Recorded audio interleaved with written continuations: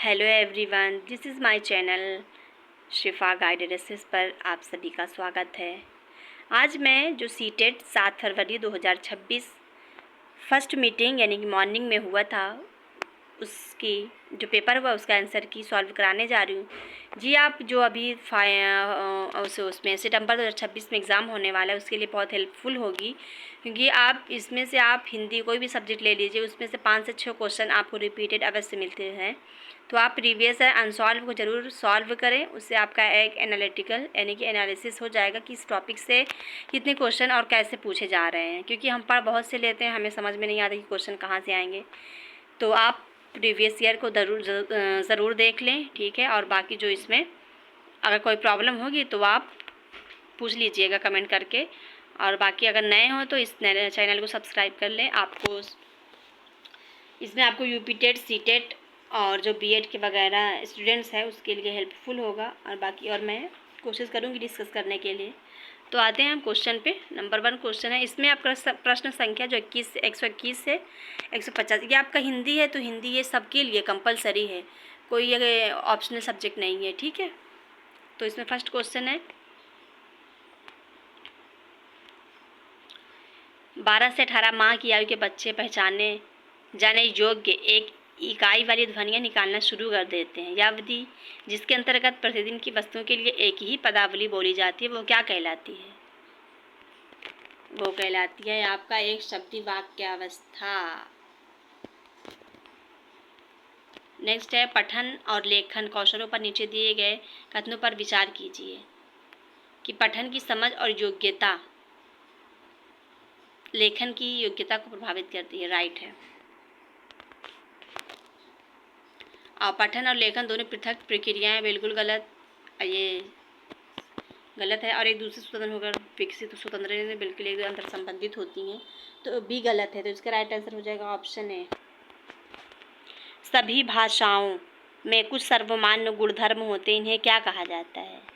उन्हें भाषा सार्वभौमिक कहा जाता है। ऑप्शन 124 है कि किसी भी कक्षा में भाषिक विविधता का स्वीकार्यता क्या है? बच्चों की आत्मविश्वास को क्षति पहुंचाएगी, जिससे कल्पनाशीलता और रचनात्मकता में क्षति आएगी। गलत है। भाषा अधिगम में किसी प्रकार का प्रभाव नहीं पड़ेगा, ये भी गलत है, ये भी गलत है। इसमें राइट आंसर बच्चों के अधिगम, बच्चों के आत्मविश्वास में वृद्धि होगी, परिणामस्वरूप उनकी कल्पनाशीलता और रचनात्मकता में वृद्धि होगी। बिल्कुल। फिर नेक्स्ट है, अधिगम उद्गामी साक्षरता के संदर्भ में मुद्रित सामग्री के प्रति जागरूकता की कौन सी विशेषता नहीं है? इसमें पूछा है, आप ये टैग वर्ड्स को जरूर देखें। नहीं है, इसमें गलत है। पूरे वाक्य को पढ़ना आरंभ करना, पूरे वाक्य पढ़ेंगे तो टाइम बहुत जाता है, तो ये गलत है। नेक्स्ट है, नीचे बुनियादी चरण के संदर्भ में पठन कौशल के अधिगम प्रतिफल दिए गए, उन्हें अनुक्रम में व्यवस्थित करें। तो इसमें है आपका पहले होगा, परिचित शब्दों के कुछ वाक्यों को सटीकता के साथ पढ़ते हैं, बिल्कुल है, फर्स्ट है। फिर होगा संचित खंड उपयुक्त तान, अनुतान और विराम के साथ सटीकता से पढ़ते हैं, फिर ये होगा। फिर संचित खंड उपयुक्त तान, अनुतान, विराम, ध्वनि मुद्रा चुरा के साथ सटीकता प्रभाव के साथ पढ़ते हैं। तो फिर आपका ये होगा, यानी कि 1BCA राइट आंसर ऑप्शन है। निम्नलिखित में से कौन सा विस्तृत एक्सटेंसिव श्रवण का भाग नहीं है? इसमें नहीं है पूछा है। आपको सीटेट में सारे बहुत से 1-2 क्वेश्चन को छोड़े बाकी सारे क्वेश्चन में आपको पूछता है कि कौन सा नहीं है, कौन सा नहीं है, कौन सा संबंधित नहीं है, कौन सा असफल है, कौन सा असत्य है, आपको ज़रूर देखने को मिलता है हर सारे क्वेश्चन में। तो आप इसको ज़रूर देखें। इसमें राइट आंसर है ऑप्शन ए 1, मुख्य विचार बिंदु के लिए श्रवण। फिर निम्नलिखित में से कौन सा कार्य पठन कौशल के आकलन हेतु प्रयोग में नहीं लाया जा सकता? तो वो है, वो प्रयोग में नहीं, देख ही लीजिए आप। ये मैं आपको अब सभी में ये दिखाते चलूँगी। तो इसमें आपका आंसर अध्यापक द्वारा कथा वाचन, ये भी कौशल के लिए सही नहीं है। इसमें है कि निम्नलिखित में से कौन सा कथन जारी होने वाली श्रुतिलेख यानी रनिंग डिक्टेशन को सही रूप से प्रभाषित करता है? तो वो है ऑप्शन ए। क्या है इसमें कि बच्चे 2-2 के समूह में कार्य करते हैं, हाँ, पाठ्य सामग्री को 2 अंशों में विभाजित करते हैं, बिल्कुल सही है, ग्रुप की बात हो रही है। एक बालक अपने पर जोड़ीदार के लिए अपना अंश पढ़ता है, दूसरा बालक उसे लिखता है समूची पाठ्य सामग्री के लिए, दोनों मिलकर कार्य करते हैं। तो सही है ऑप्शन ए 1। बालक भाषा अर्जन की सहजात क्षमता के साथ जन्म लेते हैं। भाषा अर्जन के इस विचार बिंदु को किसके द्वारा समर्थन दिया गया था? संज्ञानात्मकवादी, व्यवहारवादी, सामाजिक अंतःक्रियावादी या नेटिविस्ट प्राकृतवादी? तो ये प्राकृतवादी हैं। प्रक्रिया लेखन उपागम में लेखन प्रक्रिया का वह तत्व क्या कहलाएगा जिसके अंतर्गत लेखक औपचारिक रूप से अपने कार्य को बृहत्तर स्तर पर पाठकों के साथ साझा करते हैं? तो वो है पुनरावृत्ति, प्रकाशन या संपादन या प्रारूप तैयार करना। तो इसका राइट आंसर है पुनरावृत्ति। नेक्स्ट है, किसी पाठ्य सामग्री में आए कठिन शब्दों के संदर्भ में एक अध्यापक उस शब्द को मातृभाषा में बताता है और फिर विद्यार्थियों को याद करने के लिए कहता है। अध्यापक किस विधि का प्रयोग कर रहा है? इसमें अध्यापक व्याकरण अनुवाद विधि का प्रयोग कर रहा है। एक शिक्षार्थी बिना मदद के क्या कर सकता है और किसी वयस्क या अधिगम या अधिक समर्थ सहपाठी के सहयोग से क्या कर सकते हैं? इन दोनों के बीच की स्थिति को हम क्या कहेंगे? यानी कि निकटस्थ विकास का क्षेत्र कहेंगे।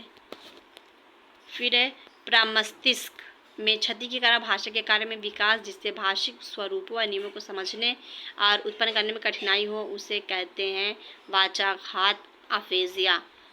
आप ये क्वेश्चन को सॉल्व करते समय इंग्लिश को ज़रूर देख लें, ठीक है। खैर हिंदी में तो ये लैंग्वेज है तो इसमें तो इंग्लिश में आएगा नहीं, बाकी CDP में जो रिपीटेड क्वेश्चन है तो उसमें रहता है। नेक्स्ट है, उस प्रक्रिया का नाम बताइए जिसके द्वारा भाषा एक पीढ़ी से दूसरी पीढ़ी को हस्तांतरित होती है। हमारी संस्कृति ही है कि जो एक भाषा से दूसरी भाषा में प्रसारित हो रहती है। फिर एक 36 से 42 तक आपको कथन दिया गया है, आपको इसको हम ही पढ़ देते हैं, आप तो पढ़ेंगे नहीं, ठीक है। समाज में पढ़ते ही मनुष्य देखने लगता है कि उनकी स्थिति दोहरी हो गई है। वह देखता है कि मैं यह हूँ और मैं बड़ा समझा जाता हूँ। इस निश्चय के साथ एक यह निश्चय और जुड़ जाने से कि मैं एक बड़ा समझा जाता हूँ, मनुष्य के आनंद सुख के अनुभव में वृद्धि होती है। इसी प्रकार मैं क्षुद्र हूँ, इस धारणा के साथ मैं क्षुद्र समझ जाता हूँ। इस धारणा के योग से दुख के अनुभव की वृद्धि होती है। इस प्रकार स्थिति के एकांत और सामाजिक दो विभाग हो जाने से कोई तो दोनों विभागों पर दृष्टि रख सकते हैं और कोई एक ही पर। शक्तिशाली और प्रतिभा संपन्न मनुष्य पहले यह प्रयत्न करते हैं कि हम ऐसे हों, फिर वैसे हो जाने पर यदि आवश्यक हुआ तो वे यह प्रयत्न भी करते हैं कि हम ऐसे समझे जाएं। इन दोनों के प्रयत्न जुदा जुदा है। संसार में शक्ति संपन्न सब नहीं होते, इससे बहुत से लोग स्थिति के पहले विभाग के लिए जिन प्रयत्नों की आवश्यकता है उनमें अपने को असमर्थ देख दूसरे ही विभाग से किसी प्रकार अपना संतोष करना चाहते हैं और उसी पर दृष्टि रखकर प्रयत्न करते हैं।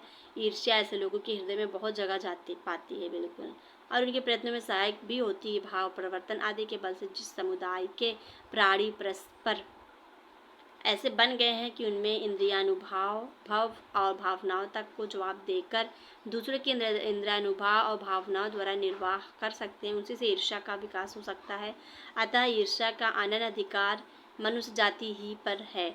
एक कुत्ता किसी दूसरे कुत्ते को कुछ खाते देख उसे अपना खाने की इच्छा कर सकता है, पर वह यह नहीं चाह सकता कि चाहे हम खाएं या ना खाएं वह दूसरा कुत्ता ना खाने पाए। दूसरे कुत्ते की दृष्टि में हमारी स्थिति कैसी है इसकी चिंता उससे उस कुत्ते को ना होगी। अपने विषय में दूसरे के चित्त में अच्छी धारणा उत्पन्न करने का प्रयत्न अच्छी बात है। इस प्रयत्न को जो बुरा रूप प्राप्त होता है वह असत्य के समावेश के कारण दूसरे की धारणा की अवास्तविकता और अपनी स्थिति की सापेक्षता के कारण। जब हम अपने विषय में दूसरों की झूठी धारणा और अपनी स्थिति के सापेक्ष रूप मात्र से संतोष करना चाहते हैं तो तभी बुराइयों के लिए जगह होती है और ईर्ष्या की राह खुलती है। इसको आप पढ़ें, इसी से क्वेश्चन इसी सेंटेंस में आपका दिया रहता है पूरा, आप इसको एकदम ध्यान से पढ़ें फिर इस क्वेश्चन पे आएँ कि ईश्वर पर किसका एकाधिकार होता है माना जाती है और कौन सा है। इसका राइट आंसर ऑप्शन पे मानव की स्थिति दोहरी हो गई है का आशा है, यानी कि उसमें आशा कि जैसा हूँ वैसा ही समझा जाता हूँ, जैसा हूँ वैसा नहीं समझा जाता हूँ, ना समझता हूँ ना समझना चाहता हूँ, कोई कुछ भी समझे मुझे फ़र्क नहीं पड़ता, जैसा हूँ वैसा नहीं समझा जाता। मानव की स्थिति ऐसे दोहरी हो जाती है, तो ऑप्शन 4 हो जाएगा। ये है कि ईर्ष्या ऐसे लोग के हृदय में जगह पाती है का आशय ऐसे लोग का हृदय ईर्ष्या से भर जाता है। बिल्कुल सही बात है। ऑप्शन 2 सही कथन इसमें कौन सा हो गया? ईर्ष्या का बहुवचन रूप नहीं होता है। हाँ, यही होगा ऑप्शन 3। दृष्टि देख कर प्रयत्न करते हैं कि मैं रख कर इसमें भूतकालिक कृदंत वर्तमान कालिक कृदंत क्रिया संयोजक क्या होती है? तो इसमें आपका ऑप्शन 3 संयोजक। मनुष्य का दुख बढ़ने का कारण है कि मैं जैसा हूँ उससे कम समझा जाता हूँ। ये हमारी सबसे बड़ी कमज़ोरी होती है। ऑप्शन मनुष्य के लिए आनंददायक है कि मैं जैसा हूँ उससे बड़ा समझा जाता हूँ। हाँ, तो आनंद समझा जाता है, जिसमें राइट आंसर ऑप्शन 3 हो जाएगा।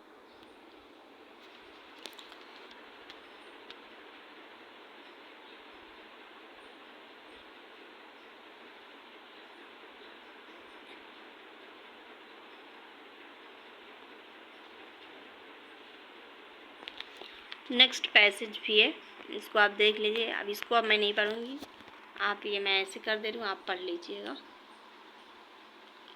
ठीक है, दिख रहा है ना? 43 से 50 तक है। तो इससे हम क्वेश्चन पे आ जाते हैं कि किसी परिचित की प्रतिष्ठित हो जाने से ईर्ष्या और द्वेष की नींव पड़ती है।